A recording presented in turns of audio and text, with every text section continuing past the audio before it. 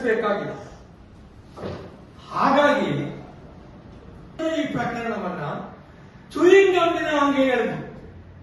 ಇಡೀ ಸಾಮಾಜಿಕ ಜಾಲತಾಣಗಳಲ್ಲಿ, ಪತ್ರಿಕೆಗಳಲ್ಲಿ, ಬೀದಿಗಳಲ್ಲಿ ರಂಪಾಟ ಮಾಡಲಿಕ್ಕೆ ಹೊರಟಿದ್ದಾರೆ. ಇವರ ಉದ್ದೇಶ ಕೇವಲ ಪುತ್ತೂರಿನ ಶಾಂತಿಯನ್ನು ನಾಶಪಡಿಸುವುದು ಮಾತ್ರ. ನೋಡಿ, ಇದು ಆದ ಕೂಡಲೇ ರಣಹದ್ದುಗಳು ಹಸಿಮಾಂಸ ಸಿಕ್ಕುವಾಗ ಹೇಗೆ ಓಡೋಡಿ ಬರ್ತದೋ ಹಾಗೆ ಬಿಜೆಪಿ ಎಲ್ಲ ನಾಯಕರು ಕೂಡ ಇದರ ಹಿಂದೆ ಬಂದು ಬಿದ್ದಿದ್ದಾರೆ. ನೋಡಿ, ನಳಿನ್ ಕುಮಾರ್ ಕಟೀಲ್ ಅವರು ನಮ್ಮ ಮಾಜಿ ಸಂಸದರು, ಶೋಭಾ ಕರಂದ್ಲಾಜೆ ಅವರು ಡೆಲ್ಲಿಯಲ್ಲಿ ಇರುವುದು, ಅವರು ಕೇಂದ್ರದ ಮಂತ್ರಿಗಳು, ಮಂಗಳೂರಿನ ಭರತ್ ಶೆಟ್ಟಿ ಅವರು, ನಮ್ಮ ಪುತ್ತೂರಿನ ಸಂಜೀವ ಮಠದೂರ್ ಅವರು, ಕರ್ನಾಟಕ ಬಿಜೆಪಿಯವರು, ಆಮೇಲೆ ಈ ಪರಿವಾರ ಪುತ್ತಿರ ಪರಿವಾರದವರು, ಇವರೆಲ್ಲರೂ ಸೇರಿ ಈ ಇಡೀ ಪ್ರಕರಣವನ್ನು ಒಂದು ಕೋಮು ಗಲಭೆಯಾಗಿ ಮಾಡುವುದಕ್ಕೆ ಪ್ರಯತ್ನವನ್ನು ಮಾಡಿದ್ದಾರೆ. ಇದು ಒಂದು ನಿಜವಾದ ಷಡ್ಯಂತ್ರ. ಈಗ ಅವರು ಹೇಳ್ತಾರೆ, ಅಲ್ಲಿ ಜಾತಿಗಳಿದ್ರು, ಅಲ್ಲಿ ಅವರಿದ್ರು, ಇವರಿದ್ರು ಅಂತ. ಅಂಗಡಿಯ ಹೊರಗೆ ಸೇರಿದವರನ್ನು ಗುರುತಿಸಿದವರು ಯಾರು? ಈ ವ್ಯಕ್ತಿ ಇಂತಹದ್ದೇ ಧರ್ಮಕ್ಕೆ ಸೇರಿದವ, ಈ ವ್ಯಕ್ತಿ ಇಂತಹದ್ದೇ ಸಂಘಟನೆಗೆ ಸೇರಿದವ ಅಂತ ಗುರುತು ಮಾಡಿದವರು ಯಾರು? ಇವರು ಹೇಳ್ತಾರಲ್ಲ, ಅಲ್ಲಿ ಜಿಹಾದಿಗಳಿದ್ರು, ಅಲ್ಲಿ PFI ಅವರಿದ್ರು, ಅಲ್ಲಿ ಅವರಿದ್ರು, ಇವರಿದ್ರು ಅಂತ ಗುರುತು ಮಾಡಿದವರು ಯಾರು? ಇವರೇನು ಅವರ ಜಾತಕ ತೆಗೆದು ನೋಡಿದಾರ? ಅಲ್ಲ, ಅವರೆಲ್ಲ ಆಧಾರ್ ಕಾರ್ಡ್ ತೆಗೆದು ಪರಿಶೀಲನೆ ಮಾಡಿದಾರ? ಅದು ಬಿಡಿ, ನಮ್ಮ ಶಾಸಕರ ತಲೆಗೆ ಕಟ್ಟುವ ಪ್ರಯತ್ನವನ್ನು ಮಾಡ್ತಾ ಇದ್ದಾರೆ. ಅಧಿವೇಶನದಲ್ಲಿ ಭಾಗವಹಿಸಿದಂತಹ ಶಾಸಕರಿಗೆ, ಬೆಂಗಳೂರಿನಲ್ಲಿ ಇರುವಂತಹ ಶಾಸಕರಿಗೆ, ಪುತ್ತೂರಿನಲ್ಲಿ ಒಬ್ಬರು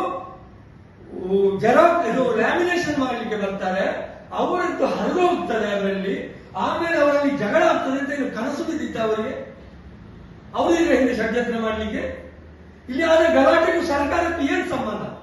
ಸರ್ಕಾರಕ್ಕೂ ಸಂಬಂಧವನ್ನು ಕಲ್ಪಿಸ್ತಾರೆ. ಹಾಗಿದ್ರೆ ಇವರ ಉದ್ದೇಶ ಏನು? ಇವರೇ ಗಲಾಟೆ ಮಾಡಿ, ಇವರೇ ಗಲಾಟೆ ಎಬ್ಬಿಸಿ, ಇವರೇ ಬೇಡದ್ದು ಮಾಡಿ ಅದನ್ನು ಇನ್ನೊಬ್ಬರ ತಲೆಗೆ ಕಟ್ಟುವ ಪ್ರಯತ್ನವನ್ನು ಇವರು ಮಾಡಿದ್ದಾರೆ. ಇದು ಒಟ್ಟು ಬಿಜೆಪಿಯವರು ಈ ಪ್ರಕರಣವನ್ನು ಹೈಜಾಕ್ ಮಾಡಿದ್ದಾರೆ. ಇದರಲ್ಲಿ ಆ ಅಂಗಡಿಯವರ ಪಾತ್ರಕ್ಕಿಂತಲೂ ಹೆಚ್ಚು ಬಿಜೆಪಿ ಮತ್ತು ಸಂಘ ಪರಿವಾರದ ಪಾತ್ರವೇ ದೊಡ್ಡದು. ಇದರ ಕತೆ, ಚಿತ್ರಕಥೆ, ನಿರ್ದೇಶನ, ಇದಕ್ಕೆ ಫೈನಾನ್ಷಿಯರ್ಸ್ ಎಲ್ಲರೂ ಬಿಜೆಪಿಯವರು. ಇಲ್ಲೊಂದು ಪ್ರಶ್ನೆ ಅವರು ಎತ್ತಿದ್ದಾರೆ, ಇರ್ಷಾದ್ ಯಾಕೆ ಅವನನ್ನ ಅರೆಸ್ಟ್ ಮಾಡಲಿಲ್ಲ ಅಂತ ಹೇಳಿ. ನೌಶಾದ್ ಯಾಕೆ ಅರೆಸ್ಟ್ ಮಾಡಲಿಲ್ಲ ಅನ್ನುವಂತ ಪ್ರಶ್ನೆಯನ್ನು ಅವರು ಎತ್ತಿದ್ದಾರೆ. ಯಾಕೆ ನೌಶಾದನ್ನು ಅರೆಸ್ಟ್ ಮಾಡಲಿಲ್ಲ? ನೋಡಿ, ಪ್ರಕರಣ ಅಂಗಡಿಯ ಹೊರಗೆ ನಡೆದಿದೆ. ಆ ನೌಶಾದ್ ಅನ್ನುವ ವ್ಯಕ್ತಿ ಪೊಲೀಸ್ ಜೀಪಿನ ಒಳಗೆ ನುಗ್ಗಲಿಕ್ಕೆ ಪ್ರಯತ್ನ ಪಟ್ಟಿದ್ದಾನೆ ಅಂತ ಹೇಳಲಾಗ್ತದೆ. ನನಗೆ ಗೊತ್ತಿಲ್ಲ ಅವರ ಹೆಸರೇನು ಅಂತ. ಸಿಸಿಟಿವಿಯಲ್ಲಿ ಯಾರೋ ಜೀಪಿನ ಒಳಗೆ ಹೋಗುವುದು, ಅದನ್ನು ಯಾರೋ ಒಬ್ಬ ಎತ್ತಿಕೊಂಡು ಬಂದು ಹೊರಗೆ ಇರುವುದು ನಮಗೆ ಕಾಣ್ತದೆ. ಇದು ಏನು? ಇದು ಪೊಲೀಸರ ಕರ್ತವ್ಯಕ್ಕೆ ಅವ ಅಡ್ಡಿ ಮಾಡ್ತಾ ಇರುವುದು. ಅಂಗಡಿಯ ಯಜಮಾನರಾಗಲಿ, ಅಂಗಡಿಯ ಯಜಮಾನಿಯಾಗಲಿ ಈ ಯಾರು ನೌಶಾದನ ಮೇಲೆ ಇವತ್ತಿನವರೆಗೆ ಪೊಲೀಸ್ ಕಂಪ್ಲೇಂಟ್ ಕೊಡ್ಲಿಕ್ಕೆ, ಪೊಲೀಸರೇ ಪ್ರಕರಣವನ್ನು ಅವರ ಮೇಲೆ ದಾಖಲೆ ಮಾಡಿದ್ದಾರೆ. ಸುಮೋಟೋ ಸ್ವಯಂ ಪ್ರೇರಣೆಯಿಂದ ಪೊಲೀಸರೇ ಅವರ ಮೇಲೆ ಪ್ರಕರಣ ದಾಖಲಿಸಿದ್ದಾರೆ. ಅಂದ್ರೆ ಅಷ್ಟು ಅವರು ನ್ಯಾಯಬದ್ಧವಾಗಿ, ಅಷ್ಟು ನಿಷ್ಪಕ್ಷಪಾತವಾಗಿ ಅವರು ಇದ್ದಾರೆ ಅಂತ ಅರ್ಥ. ಇಲ್ಲದವರಿಗೆ ಬಿಟ್ಟು ಬಿಡುವುದಿತ್ತಲ್ಲ ಆ ಪ್ರಕರಣ. ಪೊಲೀಸರೇ ಅವರ ಮೇಲೆ ಪ್ರಕರಣವನ್ನು ದಾಖಲಿಸಿದ್ದಾರೆ. ಇದು ಯಾವ ಪ್ರಕರಣ? ಇದು ಪೊಲೀಸರ ಕರ್ತವ್ಯಕ್ಕೆ ಅಡ್ಡಿ ಮಾಡಿದ ಪ್ರಕರಣ. ಇದಕ್ಕೆ ಶಿಕ್ಷೆ ಏನು? ಇದು ನೋಡಿ, ಕಾನೂನು ಏನು ಹೇಳ್ತದೆ? ನಾವು ಕೇಳಿದೆವು ಕೆಲವು ಕಾನೂನು ತಜ್ಞರಿಗೆ, ಇವರು ಬಂಧನ ಮಾಡಲಿಲ್ಲ ಅಂತ ಹೇಳಿ ಇವರೀಗ ಹುಯಿಲೆಬ್ಬಿಸ್ತಾ ಇದ್ದಾರಲ್ಲ. ಯಾಕೆ ಬಂಧನ ಮಾಡಲಿಲ್ಲ? ಕಾರಣ ಏನಿರುವುದು ಅಂತೇಳಿ ನೋಡಿ. 7 ವರ್ಷಕ್ಕಿಂತ ಅಧಿಕ ವರ್ಷ ಶಿಕ್ಷೆ ಆಗುವ ಪ್ರಕರಣಗಳಿಗೆ ಮಾತ್ರ ಬಂಧನ ಇರುವಂತದ್ದು.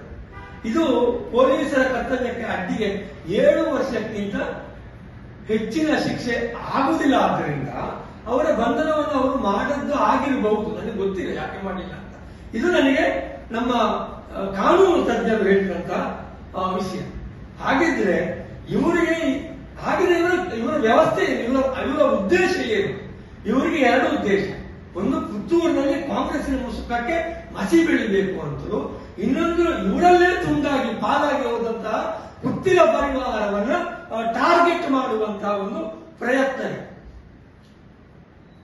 ಅಂದ್ರೆ ಹಿಂದುತ್ವ ಅಂದ್ರೆ ನಾವು, ಹಿಂದುತ್ವ ಅಂದ್ರೆ ನಮ್ಮದು, ಹಿಂದುತ್ವಕ್ಕೆ ಸಮಸ್ಯೆ ಆದಾಗ ಹೋಗುವವರು ನಾವು. ಎಸ್ಟಾಬ್ಲಿಷ್ ಮಾಡಲಿಕ್ಕೆ ಜನ ಮಾನಸದಲ್ಲಿ ಅದನ್ನ ಬಿಚ್ಚಲಿಕ್ಕೋಸ್ಕರ ಇವರು ಈ ಪ್ರಕರಣವನ್ನು ಇಷ್ಟು ದೊಡ್ಡ ಮಾಡ್ತಾ ಇದ್ದಾರೆ ಹೊರತು ಇದರಲ್ಲಿ ಏನು ಇಲ್ಲ ಅಂತ ಸ್ವತಃ ಬಿಜೆಪಿಯವರಿಗೂ ಗೊತ್ತು. ಇದಕ್ಕೆ ಜನರ ಬೆಂಬಲ ಕೂಡ ಇಲ್ಲ. ನಿನ್ನೆ ಒಂದು ಬಂದ್ಗೆ ಕರೆ ಕೊಟ್ಟಿದ್ದಾರಲ್ಲ, ಬೇರೆ ಬೇರೆ ವರದಿಗಳು ಬೇರೆ ಬೇರೆ ರೀತಿಯಲ್ಲಿ ಬಂದಿದೆ.